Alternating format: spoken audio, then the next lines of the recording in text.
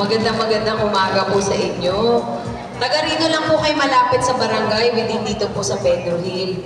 Siguro po yung iba, baka nakita ko na po or ngayon nyo lang po ako nakita. Nakita niyo. Susawa na po kayo sa akin yung joke lang. Hindi. Siyempre, unang-una gusto ko po sabihin sa inyo, ako po ay nag-aral dito sa Concordia College. Naalala ko po nung bata po ako. Meron kaming dito yung ano ba tawag doon, yung pagtatakbo kayo, marathon. Sumasali po ako dito mula dyan, ikot dito. Diba dati? Alala ko po na... Once again, isang magandang araw po sa inyong lahat. Live po tayo, dito po tayo ngayon sa may La Concordia, Santa Ana, Manila. Sa po may outreach program po ang ating mahal na Ma'am Mara Tamadog. Ito po yung eskwelahan ko. Gusto ko rin po bumalik para makatulong. Kaya nung nag-ask po kami ng permission dito, pumayag naman po kaagad.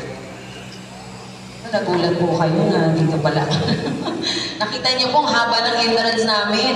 So kapag na-late ka lang ng 2 minutes, talagang malilate ka kasi ang haba po ng lalakaran. Papunta doon sa classroom. So yun ang lagi kong sabi ko, ba't ganun? Kailangan ng haba-haba pa. From gate po, tatakbo ka doon sa loob, late ka na kaagad.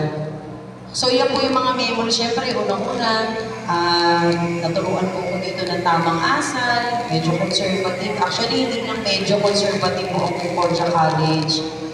Bawal po magsundo-sundo dito, lalo na kung lalaki magsusundo doon sa labas. Bawal dito magsundo, ang pwede lang magsundo, mga magulang. At the same time po, dito kasi very close po ang mga estudyante at mga guro. Kayo po yung upbringing namin dito. Pag pumasok ka po dito sa loob ng eskwelahan, ituro mo na itong tahanan. Nagmimisa po kami dyan, meron kami auditorium, kaya medyo na-practice po yung boses ko na umaawit kasi kami rin po ang nasa misa, kami rin po ang nagbabasa sa misa, kami rin po ang kumakanta. So masarap po kasing balikan yung pinanggalingan natin. Di po ba? Siyempre, lalo na kayong mga senior citizen, I'm sure, nag-reunion din po kayo. Kung pwede niyong balikan yung elementary, high school, college, di po ba, babalikan natin. Kasi yun po yung tanda na tayo po ay may pinanggalingan. At kailangan marunong din po tayo lumingon kung saan po tayo galing. Kaya ako po, gusto ko makapaglingkod dito. Nag-aral po ako dyan sa St. Mary's, Concordia, lahat po ng mga exclusive for girls. Doon po ako nag-aral. Takot po kasi ako sa lalaki. Kasi lagi ako inaasar noon nung bata po ako. Kaya sabi ko, ayoko mag-aral sa mga lalaki. Gusto ko sa mga babae. Babae, tataray din naman. Kanya-kanya. Dito po kasi syempre kami, nag-aaral talaga mabuti. O syempre dito, babae yung kasama mo. Alam niyo naman, pag babae, medyo perfectionist. Pagdating sa pag-aaral, sa kasuotan, o sa pagkain. Lahat po kasi, nakita ko po kasi na kapag mga sisters po, mga mother ang magtuturo, iba po kasi yung disiplina. Kaya nagustuhan ko po talaga sa eskwelahan ng mga exclusive for girls, mga Catholic. Kaya yung upbringing ko po talaga, very Catholic po ako. Naniniwala ako sa Diyos, naniniwala po ako na yung paglilingkod po natin, kailangan ibigay po natin ang buong puso. Hindi po pang politika. Huwag po natin isipin na lahat po ng tumakbo o nagkaroon ng experience sa politics, politika ang gawa. Ako po talaga, dahil syempre galing po ko sa mga Catholic school, yun talagang gusto ko po, kapag tutulong ako, yung bukal talaga sa puso ko. Yung talagang pagmamahal po na nabuo sa akin, yun po yung gusto kong maibigay. Lalo na po, naging senior citizen advocate po ako. Bakit kaya ako naging senior citizen advocate? Kasi unang-una po, number 1, dapat tayong magmahal at magrespeto sa ating mga magulang. Yan po naman ang talagang itinuturo natin. Kasi nga po, ang mama ko ay isang guro, kaya medyo strict din po pagdating sa bahay. At the same time, nakita ko rin kasi yung paghihirap po ng mga magulang ko para kami makapag-aral. Imagine niyo po, 7 kami magkakapatid, nag-aaral na sa private school. Araw-araw pa lang baon, almusal, nakalian. Ang mama ko po, dahil 7 kami, iba-iba pa kami ng eskwelahan o nung gusto ng kapatid ko doon siya mag-aaral. Isipin niyo po yan, pagdating ng tanghalian, namamarami pa na yung mama ko. Hatid ng baon, magsundo sa hapon. So, yung pong mga ginawa ng aking magulang, syempre mas lalong higit na ginawa po ng mga senior citizen. Dahil ako po may lola, naabutan ko pa po yung lola ko, charismatic po yun, nagdadasal araw-araw, nasa simbahan. So, nakita ko na yung pagkatao po pala ng isang bata, habang lumalaki ka, ang laki po ng kontribusyon ng isang senior citizen, ng isang magulang. Kaya ako po talaga gusto kong magpasalamat sa inyo, dahil kundi dahil po sa inyo, malamang wala po akong tamang landas at tamang pag-uugali. Yun po yung pasasalamat na gusto ko. Nagkataon po, syempre, unang-una, ako po ay 46 years old na, secret lang po yan 46 years old. Hindi syempre, pupunta rin po ako sa pagiging senior citizen. Kahit na po anong gawin natin, kung hindi tayo maglilingkod ngayon at gagawin na po nating maayos, baka pagtutong po ng senior, baka mas lalo po ako malungkot. Kaya sabi ko, hanggat kaya ko po at may paraan ako, gusto ko makatulong sa mga senior citizen para pag dumating po yung oras na ako ay senior na, baka siguro maginhawa na rin po tayo lahat. Meron na tayong tamang programa, meron na tayong malalapitan talaga na masasabi po natin na isang gobyerno na para sa atin. Ito pong ginagawa ko, hindi lang po pang politika. Actually, ito po talaga ay initiative ko, kagustuhan ko, na makatulong po ako sa ahensya ng National Commission of Senior Citizen dahil nga po, yung programa na ito ay nakatutok po sa mga senior citizen. Na kung saan, ito po ay sarili nyo ng tahanan. Bakit po kung masasabi sarili nyo ng tahanan? Yung National Commission of Senior Citizen ay para sa mga senior citizen. Na kailangan po ninyong yakapin. At least, pagka nagkaroon po kayo ng problema at gusto nyo pong lumapit sa ahensya, hindi na po kayo maliligaw. Naku, ano ba ito? Saan pa ako lalapit? Sa DOH ba? DSWD? Sa DPWH? Sa sobrang lito mo na kung saan-saan ahensya ka nang lalapit para lang makahingi ng tulong. Pero at least dito po sa National Commission of Senior Citizen, sarili nyo na po ito. At ang priority po dito ay mga katulad ninyo na kailangan ang programa po ng ating gobyerno ay maibaba po para sa inyo. Sawa na tayo na ito sa mga politika na bumababa ng pag-campaign. Diba nakakasawa na bababa lang kapag may campaign. Dapat baka sa oras na kailangan ka ng mga tao. Kaya dahil ako po tumakbo, sikreto lang po yan, tumakbo ako ng huling halalan. Gusto ko po magkaroon tayo ng panibagong pag-iisip at sistema. Kaya right after election, bumaba na po ako sa mga barangay. Ipinakita ko na hindi naman po lahat ng tao ay ganoon. Kung sila nga nakababa ng eleksyon, nakapagbahay-bahay sila, bakit hindi mo magawa? Gusto mo talagang tumulong. Yun po yung isang ehemplo na gusto ko pong ipakita, lalo na po sa inyo, na huwag po kayo mawawala ng pag-asa kasi ang Diyos po marunong sa lahat. Nakita niyo po ng panahon ng pandemic, di ba takot na takot, ano na po yung mga senior? Pangungo ka lang sa bintana, naku na, huwag kang tumungaw, baka mahawa ka ng COVID. Sa sobrang takot, syempre nandun sa nag-aalala ka para sa magulang mo, para kung meron po kayong senior.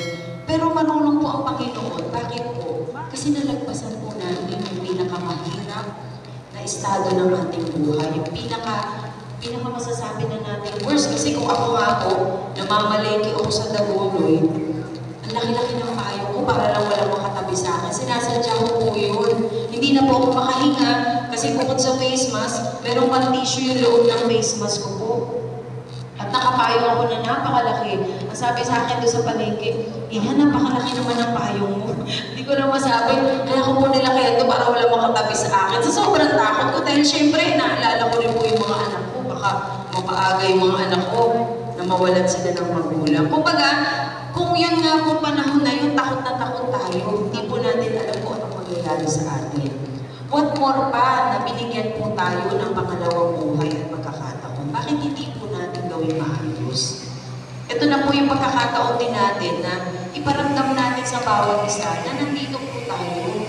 Marahil na-influensyahan lang po tayo ng pangit na sistema sa politika. Pero hindi po ibig sabihin nun na tayo po ay hindi isang tao.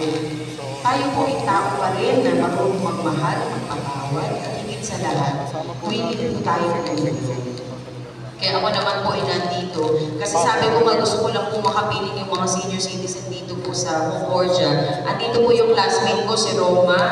Ayan, si April. At yung husband niya si Kokoy. Thank you sa kanila dahil sila po ang naging daan ko rin para ako po ay makabalik po dito sa Concordia College. Kasi nahiya ako baka sabihin mo, ako si Mara bababa, baka namupolitika lang yan. Kaya sabi ko po sa mga classmate ko, mag-reunion kami, gumawa na lang po kami ng outreach program. Kaya ito po yung aming inisip. At lalong-lalo na yung mga senior, mega busy sa bahay, super busy si nanay. Busy. Pag-isip pa lang sa umaga, nagluluto, maghuhugas, mamamalengke, anong uulamin sa tanghalian, sa gabi. Araw-araw ganyan po ang buhay natin. Lagi tayong lumalaban para sa ating pamilya. Lagi tayong pinipilit natin mag-ipas para lakbo natin. Ito naman pong ginagawa natin para ipakita lang po at iparamdam natin sa bawat isa na paglabas niyo po ng bahay, meron po kayo pwedeng makatuwa. Di po ba sa bahay ang drama natin? Ako talaga pagod na ako mga anak. Diyos ko, tumanda na ako ng ganito. Ganito pa rin ang aking ginagawa. Ganyan din po yung dialogue ko kasi sa bahay. Kaya alam ko. Di ba po, sasabihin nga ng mama ko, hindi ko na makakalain ng ganito pala. Sana nag-abroad na lang ako. Yung pala, tumutong ako ng 70 years old. Wala na pa nang gagawin ako kundi mag-alala sa mga anak. Alam nyo, nakakalungkot pa po marinig sa isang magulang. Pero dahil po wala tayong programa para sa mga senior, kahit pa paano, nararamdaman din yung pagkukulang. Kaya nga po si Mama, 500 pesos lang dito ba sa City Hall? Meron kayo 500 a month. O ang mama ko, sasabihin ko, Ma, huwag ka na pumunta. Kasi sayang lang kasi mamamasahin ka pa, kakain ka pa sa SM Manila. Alam ko na kung gagawin mo, makakain ka, bibili ng French baker. Kulang pa yung 500. Ang sabi ni Mama, ay naku, huwag mo na akong awatin. Minsan lang yan. At least makita ko pala yung pangalan ko sa City Hall na ako isa sa mga beneficiaryo. Ibig sabihin po, iba pala ako. Kinikilala pala ako ng ating gobyerno. Kaya kahit 500 pesos lang po yan, masayang-masaya na si Mama. What more pa? Kung yan ay maging 2,000, magkaroon kayo ng programa sa health. Lalo na po, nagbaba na siyempre ang ating gobyerno na nagbaba ng 43 billion para sa health insurance po ng mga senior citizen. Na ang bawat senior citizen po ay entitled sa 5,000 health insurance. Ano po yung 5,000 health insurance? Siguro ang tanong ni nanay, ano ba yan? Makiklaim ba yan ng cash? Pwede ba ma-refund yan? Actually, yung health insurance, ang maganda po dyan, meron kayong libreng laboratory, meron kayong libreng check-up, may libreng check-up sa mata, sa tenga, sa puso, meron kayong ultrasound. Kumbaga yung 5,000 po, pag kinuha nyo kasi, mamalengke ka lang, mag-grocery, ubos na. Pero yung maramdaman mo na bigyan ka talaga ng libreng serbisyo, bigyan ka talaga ng totoong paglilingkod, higit pa po sa 5,000 yung maibibigay po para sa inyo. At least, yung ipang laboratory ninyo every year, o di itabi nyo na lang po, makakapanood po kayo ng sine, makakabili kayo ng pagkain habang nasa sine. Total, libre naman po yun. Libre po ba kayo ngayon sa sinehan? O di, avail po natin lahat yun. Dapat lagi tayo every barangay pupunta sa sinehan. Sayang naman po yun, basta may magandang pelikula. Ibig ko sabihin, yun, makakatipid kahit papaano. Na kapag wala ka talagang pera, pag wala ka talagang inipit na pera, i-claim ko na lang, meron naman akong libre check-up, meron naman akong libre laboratory. Paano po makiklaim yan? Kailangan po ng National Commission of Senior Citizen ng 8 to 9 million at least ng mga nakarehistro po ng mga senior citizen sa online. Hindi ko lang po alam kung naipaliwanag po sa inyo. Siyempre, bakit po tayo kumukuha ng database? Bakit kailangan po ng mga senior? Bakit po? Kasi every time may programa ang local government unit, pipirma na naman si nanay, pupunta na naman sa barangay, pipirma na naman, wala katapos ang pirma, parang cheque yung pinipirmahan. At least dito, kung may database na po kayo, hindi nyo na po kailangan na mag-fill up ng form sapagkat meron na po kayong record, i-update nyo na lang po. At the same time, maibaba po yung budget para sa inyo, para yun ay kukunin nyo na lang ng kukunin, i-update na lang po. So pag hindi nyo na yung pangalan nyo, ang maganda lang po dapat, pag nagparehistro po kayo, kaharap po kayo ng encoders o ninyo. Bakit po? Kasi yung detalye po nun, kayo lang po nakakaalam. Sapagkat sa online registration po, tinatanong ang detalye ng pangkalusugan ng isang senior citizen. Tatanungin po, ano po ba ang estado ninyo sa buhay? Kayo po ba bongga bang nagtatrabaho, bongga kumikita, o nasa tahanan na? Yan po, dyan magbabase yung ating gobyerno para kung ano po yung programa na dapat para sa inyo. Kung kaya pa po ba ng ating mga senior na magkaroon ng livelihood program. For example, pero hindi po livelihood program na magkakandakubak pa kayo sa pagtatrabaho. At least, kahit nasa bahay po kayo, kung may livelihood program para sa inyo, kumikita po kayo, nalilibang pa po kayo. So, paano natin malalaman kung hindi po ang senior magsasalita? Di ba? Kaya tayo merong database para malaman po natin kung ano ang priority para sa mga senior. Ano po bang iniinom na gamot ni nanay? Ano po ba yung maintenance? Ano po yung kadalasan na sakit na nararanasan po ng ating mga senior? So, hindi natin pwede hulaan. Kaya kailangan po natin ng database para sa inyo para kung sakaling kayo po ilalapit sa isang ahensya, nandun na po yung records ninyo. Di po ba, pagka nasa emergency ka nga, may nararamdaman ka na, in-interview ka pa, at least doon po, makikita lang sa record ninyo yung history ninyo, yung medical history, kung meron pa po ba kayong kasama sa po natin, kung para saan ba itong ginagawa. Siyempre, sasabihin natin, kung kukunin niyo yung information, para saan ba ito, para saan bang programa. Kaya maswerte po kayo, sapagkat meron na po kayo sariling ahensya. Yan po ang palagi ninyong tatandaan. Ang National Commission of Senior Citizen ay para sa mga senior citizen. Yun nga lang, baka mukhang junior citizen pa po kayo. Pero at least, sa record, senior citizen kayo na meron kayong mga benefits at mga program na maa-avail po natin. Kaya sana po, yung mga hindi pa po nakapagparehistro, sabihin nyo lang po sa amin dahil may mga encoders kami. Mabilis lang naman po yun, 2 minutes, tapos na. At the same time po, yung mga nakapagparehistro na, sabihan po ninyo yung kapwa ninyo senior na pwede namang magrehistro basta yung pamilya niya lang po. Anak niya, asawa niya, or pamangkin, wag lang po outside yung family. Para hindi pumasok sa Data Privacy Act. Kasi syempre, medyo maselan po ang mga tinatanong doon.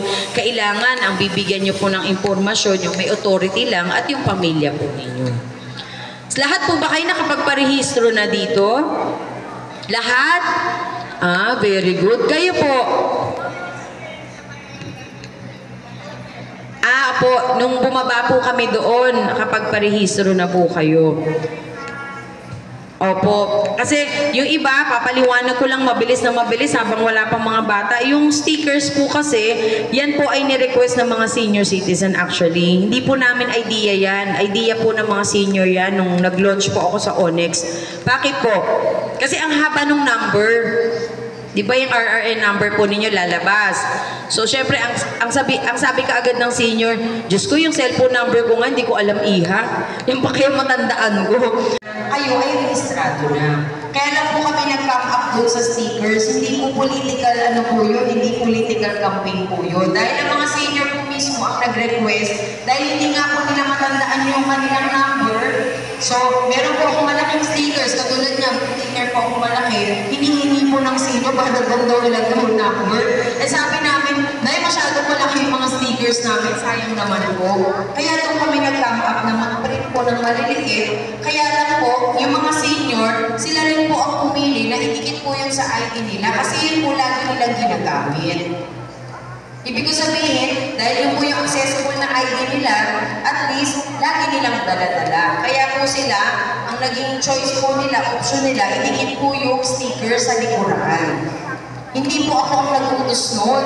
Sino po ba ako para mag-utos sa mga senior citizen na samantalang higit na mas marami po kayong alam sa akin. At ako po ay nagre-respeto po. Katulad po ito, na ilagay siya, at least makikita niyo po yung RRN number. Kasi andyan na po yung budget ng mga senior, kailangan lang po natin na makumpleto po yung mga rehistrado ng mga senior citizen. Alam nga naman po yung sticker, dikit natin sa noo. O dikit natin sa dami, pag nilabahan, wala na. Alam nga naman daw idikit sa wallet, wala naman daw laman ng wallet. O sabi niya, ihasa ko ba? Sabi ko, wala naman namang ibang pwedeng pagdikitan. Wala na, ito na naman ang ID ko kasi bumibili ako sa Mercury. kakain ako sa labas. So kumbaga, kaya nila napili. Kaya ko lang po pinapaliwanag kasi baka magkaroon kayo ng maling perception po sa pagdidikit po ng stickers. Wala po kaming sinasadya doon na ipalabas, kundi ang gusto lang po namin na yung senior, hindi po niya mawala yung kanyang number. Kaya lang, nagkataon po, lahat ng senior citizen na nag-launch po kami sa isang lugar, sila po ang nag-come up sa decision. Nagulat na nga lang po kung dinigit nila sa ID. Ako makapag na ilang dahil sabi ko, naku na, dinigit mo sa ID, baka nakakaliya naman. Eh, yung isa pa nga pong senior na lalaki, nakakatuwa po yung isang senior na lalaki. Naku, paano ba doon kung problema ako?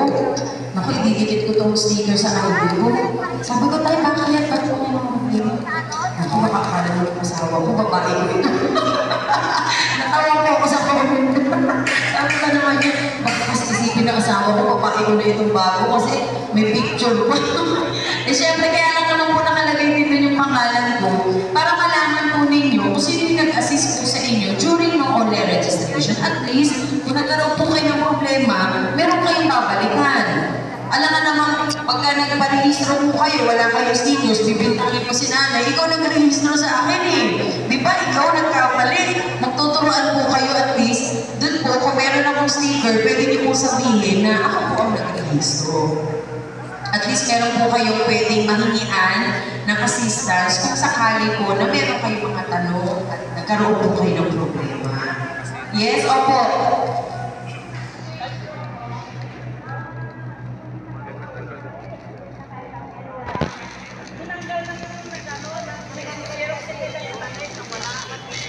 Opo, sinasadya po nila yun ay. Na po kasi, ako pa nagtayo ng 2 taon sa OSCA. Ano pong katwiran? Wala rin silang budget, pangbayad sa mga mag-iimbod. O di po bang ganda ng katwiran? Eh, ba't sila pumapasok araw-araw sa opisina? Ano pong ginagawa nila? Eh, di sana, kung inaraw-araw nila yung online registration, eh, di sana natapos po sila. Lahat naman tayo nagbabayad ng tax. Kung wala ka ng trabaho, kumain ka sa Jollibee, McDonald's, nagbabayad ka ng tax. Pumunta ka sa Robinson, bumili ka ng damit na maganda, magbabayad po kayo ng tax. Bumili po kayo ng bag ng apo ninyo, sapatos ng apo ninyo, nagbabayad po kayo ng tax. Ibig sabihin po, tayo ay nakakatulong na magkaroon po ng pondo ang ating gobyerno. So bakit natin aalisin yung karapatan natin na magtanong kung bakit wala silang tinutulong po sa atin? Alam po ninyo, kayo po mga senior, ayaw po sana na ito ay pag-usapan pa. Ano po? Kaya lang, kung katotohanan lang po pag-uusapan natin, kayo lang po magsabi kung hindi po totoo ang aking sinasabi. Pupunta kayo ng City Hall 9. Iiyak-iyak ka, di ba? Sama ng loob mo dahil nagpis ka, namatayan ka. Maghihintay ka doon maghapon, papamalikin ka ng Biyernes kasi cut-off nila Wednesday. Pag bumalik po kayo, magkano ibibigay sa inyo? 100, 200 pesos. Meron pang kasamang sigaw ng konti, o ayan na, tutulungan kayo ha, o nakipagreklamo ha. O di po ba, nakakatawa po ba yun na buhay natin na halagang 200, papagalitan ka pa, isa kang senior citizen? Hanggang ngayon, ang Maynila ay isang city na, panahon pa ng hapon, wala pang Amerikano. Napaka-sigla ng Maynila dahil talagang pinilit ko kasi ang iniisip ko po, ayaw kong madamay ang tao.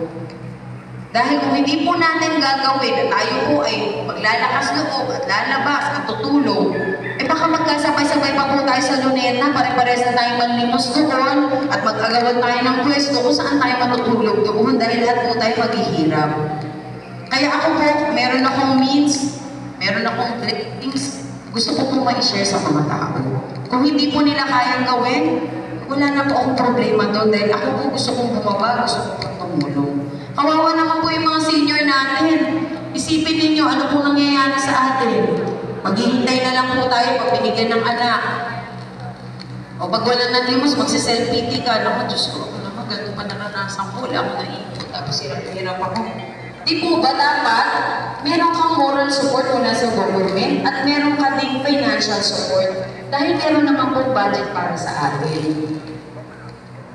Kaya ako po, ayoko po na isipin ng mga senior natin na ito po ay ginagawa ko dahil sa politika. Kasi after election, bumaba na po ako kaagad. Eh di po ba kung politika, di naman bumababa? Eh di hindi po ako politician kasi bumababa po ako. Ganun lang po yun eh. Ako po bumaba bilang isang tao kasi meron po akong magulang. At ako magiging senior din. Binibilang ko na nga kung ilang taon na lang ang senior na kaagad po ako eh. At least po by the time na tumutong ako ng senior, kahit paano makikinabang din po ako sa benepisyo na inaayos natin. Di po ba, Nay? Kaya kung ako po, sa inyo lang po, gusto ko maging active po kayo sa online registration.